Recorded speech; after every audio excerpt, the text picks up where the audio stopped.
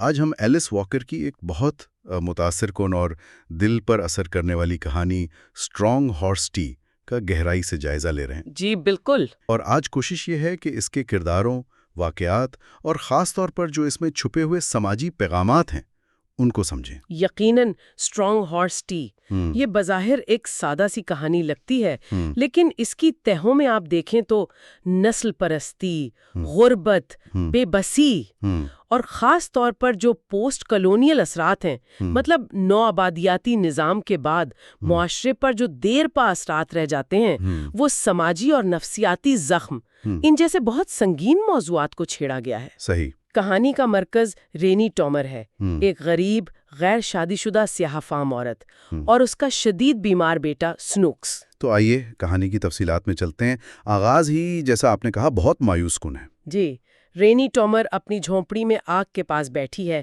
بیٹا شدید بیمار ہے، اسے ڈبل نیمونیا اور کالی کھانسی ہے، حالت بہت نازک ہے۔ اور رینی کی جو اپنی حالت ہے، بے بسی کا عالم ہے، وہ خوبصورت نہیں، سماجی رتبہ نہیں، غیر شادی شدہ، اور سنوکسی اس کی کل کائنات ہے، وہ بالکل تنہا ہے۔ یہ تنہائی اور بے بسی نا کہانی کے شروع سے ہی چھائی ہوئی ہے۔ رینی کی ساری امید بس ایک اصلی ڈاکٹر پر لگی ہے۔ ہاں، وہ ڈاکٹر کا شدت سے انتظار کر رہی ہے۔ دلچسپ بات یہ ہے کہ وہ روایتی علاج جو ٹوٹکے ہوتے ہیں ان پر یقین نہیں رکھتی۔ اس کی ایک بوڑھی پڑوسن ہے سارا، اچھا۔ جو جادو ٹونے اور دیسی علاج پر یقین رکھتی ہے۔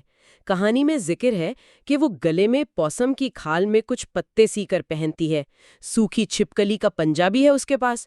وہ رینی کو مشورہ دیتی ہے کہ کچھ دیسی علاج کر لو، لیکن رینی صاف منع کر دیتی ہے، کہتی ہے مجھے اس دلدلی جادو پر یقین نہیں۔ اس کی نظریں بس ڈاکٹر پر ہیں۔ اس نے علاقے کے سفید فام ڈاکیا میل مین سے کہا تھا کہ ڈاکٹر کو بلا لاؤ۔ جی، اور یہاں رینی اور ڈاکیا کے ماضی کے تعلق کا بھی ایک چھوٹا سا حوالہ ہے جو ان کی سماجی حیثیت کا فرق بڑا واضح کرتا ہے۔ اچھا، وہ کیا تھا؟ کبھی ڈاکیا سے وہ اشتہاری سرکولرز مانگ لیتی تھیں جن پر خوبصورت چیزوں کی تصویریں ہوتی تھیں۔ وہ سمجھ نہیں پاتی تھیں کہ بھئی اگر وہ یہ خرید ہی نہیں سکتی تو یہ تصویریں اسے کیوں دی جا رہی ہیں۔ تو وہ ان رنگین کاغذوں کو اپنی جھونپڑی کی دیواروں پر جو دراڑیں تھیں نا انہیں بند کرنے کے لیے استعمال کرتی تھیں تاکہ ہوا اندر نہ آئے۔ یہ تو اس کی شدید غربت کو ظاہر کرتا ہے۔ بالکل، اور دنیاوی چیزوں سے اس کی دوری کو بھی۔ تو جب وہ اسی ڈاکیا سے اپنے مڑتے ہوئے بیٹے کے لیے مدد مانگتی ہے تو اس کا رد عمل بہت ہی سرد، بہت بے حسی والا ہوتا ہے۔ جی، ذریعہ بتاتا ہے کہ ڈاکیا کو رینی کی حالت سے، اس کے گیلے کپڑوں سے، اس کے جسم سے آتی بو، وہ کہتے ہیں گیلی بکری جیسی بو، اس سے شدید ناگواری ہوتی ہے۔ اسے رینی کی پریشانی کی کوئی پرواہ نہیں۔ پرواہ تو دور کی بات ہے، یہ صرف ناگواری نہیں، اس کے پیچھے گہری نسلی تعصب ہے۔ ذریعہ صاف لکھتا ہے رینی جیسے سیافام لوگ اسے ہمیشہ بے چین کرتے تھے، خاص طور پر جب ان سے اچھی بو نہ آتی ہو۔ عجب۔ وہ رینی کی التجا کو نظر انداز کرتا ہے، الٹا مشورہ دیتا ہے کہ سارا کے ٹوٹکے آزماؤ۔ وہ رینی کی تکلیف کو ماننے سے ہی انکار کر رہا ہے۔ اور جب رینی مایوسی میں شدت جذبات میں روتے ہوئے کہتی ہے ہمیں ڈاکٹر چاہیے، اصلی ڈاکٹر، اور بے اختیار ڈاکیے کے بازو کو پکڑ لیتی ہے تو ڈاکیا کا رد عمل تو انتہا کا شدید ہے۔ بہت شدید۔ وہ غصے سے چیختا ہے، فوراً گاڑی کی کھڑکی بند کرتا ہے اور وہاں سے نکل جاتا ہے۔ اس کی سب سے بڑی پریشانی یہ نہیں کہ ایک بچہ مر رہا ہے، نہیں، بلکہ یہ کہ ایک غریب گیلی بدبودار سیافام عورت نے اسے چھو لیا۔ یہ چھونے والی بات، یہ صرف صفائی کا معاملہ نہیں لگتا۔ بالکل نہیں، یہ نسل پرستی کی بدترین شکل ہے۔ یہ اس بات کی علامت ہے کہ اس کے نزدیک رینی ایک کمتر مخلوق ہے جس کا چھونا بھی ناپاک کر دے گا۔ اور ڈاکیا جو سفید فام ہے اور ایک طرح سے سرکاری نظام کا نمائندہ، وہ رینی کی انسانیت کو ہی رد کر رہا ہے۔ جی، اس کی نظر میں رینی کی زندگی، اس کے بچے کی زندگی کوئی اہمیت ہی نہیں رکھتی۔ اس واقعے کے بعد تو رینی کی امید بالکل ہی دم توڑ گئی ہوگی۔ ٹوٹ جاتی ہے۔ وہ مایوس ہو کر گھر لوٹتی ہے۔ کچھ دیر بعد سارا آتی ہے اور یہاں کہانی ایک اور المناک موڑ لیتی ہے۔ کیا ہوتا ہے؟ سارا آ کر بتاتی ہے کہ ڈاکیا نے ڈاکٹر لانے کا پیغام شہر تک پہنچایا ہی نہیں، صرف سارا تک پہنچایا۔ کیا مطلب؟ گویا ڈاکیا نے خود ہی فیصلہ کر لیا کہ رینی کے لیے ڈاکٹر تو سارا ہی ہے۔ ذریعہ کہتا ہے اس ڈاکیے نے وہ پیغام میرے گھر کے سامنے والی سڑک سے آگے نہیں پہنچایا۔ یہ تو انتہا کی بے رحمی ہے۔ یہ رینی کے لیے ایک اور ضرب تھی۔ اب اسے احساس ہوتا ہے کہ جو نام نہاد مہذب دنیا ہے وہاں سے کوئی مدد نہیں آنے والی۔ اس کی آخری امید بھی گئی۔ اب وہ مکمل طور پر سارا کے رحم و کرم پر۔ جی، وہ اپنے بیٹے کو سارا کے حوالے کرتے ہوئے کہتی ہے اسے ٹھیک کر دو، اے میرے خدا اسے ٹھیک کر دو، وہ بالکل ٹوٹ چکی ہے۔ پھر سارا کیا کرتی ہے؟ سارا بچے کا معائنہ کرتی ہے اور صاف کہتی ہے بچہ مر رہا ہے، لیکن یہ بھی کہتی ہے کہ شاید اب بھی کچھ ہو سکتا ہے اگر رینی ہمت کرے۔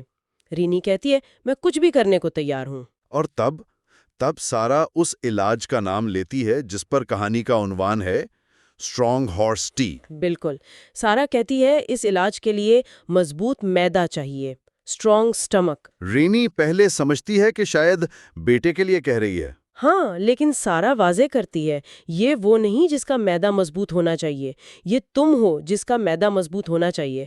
وہ نہیں جانے گا کہ وہ کیا پی رہا ہے۔ یہ سن کے کچھ عجیب سا لگتا ہے۔ آخر یہ اسٹرانگ ہارس ٹی ہے کیا چیز؟ کہانی میں یہ واضح کیا گیا ہے، یہ دراصل گھوڑے کا پیشاب ہے۔ کیا؟ جی، گھوڑے کا پیشاب۔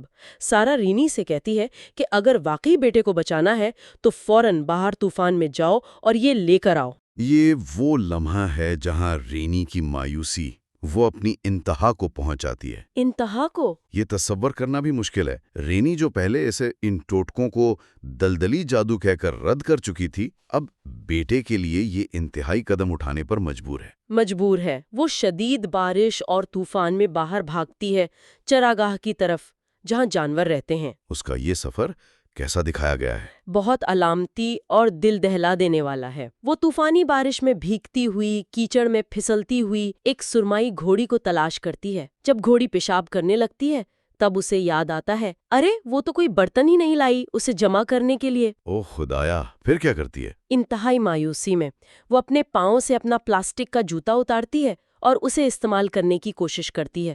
گھوڑی ڈر کر بھاگتی ہے اور رینی کیچڑ میں گرتی پڑتی پھسلتی ہوئی اس کے پیچھے بھاگتی ہے، جوتا آگے بڑھائے ہوئے۔ ذریعہ کہتا ہے جیسے کوئی بھکاری بھیک مانگ رہا ہو۔ یہ منظر تو انتہائی تذلیل امیز ہے اور دردناک۔ آخرکار وہ کسی طرح تھوڑا سا پیشاب اس جوتے میں جمع کر لیتی ہے۔ لیکن کہانی کا المیہ یہاں ختم نہیں ہوتا۔ نہیں، بالکل نہیں۔ جب رینی باہر کیچڑ میں لتھ پتھ وہ گھوڑے کا پیشاب جمع کر رہی ہوتی ہے، اسی وقت گھر کے اندر سارا کو احساس ہوتا ہے کہ سنوکس کی سانسیں رک گئی ہیں۔ بچہ مر چکا ہے۔ بچہ مر چکا ہے، سارا یہ جان جاتی ہے۔ اور رینی اس حقیقت سے بالکل بے خبر، کانپتی ہوئی سردی اور تھکن سے چور، اپنے لیک ہوتے جوتے میں وہ گرم پیشاب سنبھالے واپس گھر کی طرف بھاگتی ہے۔ او نہیں! ذریعہ بتاتا ہے کہ جوتے میں ایک چھوٹا سا سوراخ تھا جس سے اس نے اپنے منہ سے روکا ہوا تھا تاکہ پیشاب گر نہ جائے۔ وہ یہ سوچتی ہوئی آ رہی ہے کہ وہ یہ دوا بیٹے کو پلائے گی اور وہ ٹھیک ہو جائے گا۔ اور کہانی وہیں ختم ہو جاتی ہے۔ جی، کہانی اسی منظر پر ختم ہوتی ہے۔ رینی کی واپسی، اس کی وہ جھوٹی امید اور پڑھنے والے کا یہ جاننا کہ سب کچھ ختم ہو چکا ہے۔ یہ واقعی ایک تباہ کن اختتام ہے۔ یہ کہانی صرف ایک ماں کی ذاتی جد و جہد اور المیہ سے کہیں زیادہ ہے۔ اس میں گہرے سماجی مسائل، خاص طور پر طاقت کا عدم توازن اور نسلی تعصب، یہ بہت واضح نظر آتا ہے۔ اس پر تھوڑی بات کرتے ہیں۔ یقیناً سب سے نمایاں چیز وہ طاقت کا ڈھانچہ ہے جو رینی کے خلاف کام کر رہا ہے۔ ایک طرف رینی غریب، سیاہ فام، اکیلی عورت، مکمل بے اختیار۔ دوسری طرف سفید فام ڈاکیا نہ صرف مرد بلکہ سرکاری نظام کا نمائندہ، اور اس کے پاس اختیار ہے۔ اس کا رویہ صرف ذاتی بدتمیزی نہیں، یہ پورے نظام کی عکاسی ہے۔ بالکل، یہ نظام کی عکاسی ہے جو رینی جیسے لوگوں کو انسان سمجھنے سے بھی قاصر ہے۔ ڈاکیا کا رینی کی بو اور حالت پر ناگواری کا اظہار، اور خاص طور پر وہ چھوئے جانے پر شدید رد عمل، یہ صرف ذاتی پسند ناپسند تو نہیں ہو سکتا۔ نہیں، یہ گہری جڑیں رکھنے والا نسلی تعصب ہے۔ نسل کی بنیاد پر شدید نفرت اور کمتر سمجھنے کا رویہ۔ اور یہ تعصب صرف ڈاکیا تک محدود نہیں، یہ نظام میں رچا بسا ہے۔ ایک بھال جیسی بنیادی ضرورت تک رینی کی رسائی نہ ہونا، یہ اسی کا نتیجہ ہے۔ اسے اصلی ڈاکٹر نہیں ملتا۔ یہ جدید مغربی طب کے نظام کی ناکامی بھی ہے کہ وہ معاشرے کے کمزور طبقوں تک نہیں پہنچ پاتا۔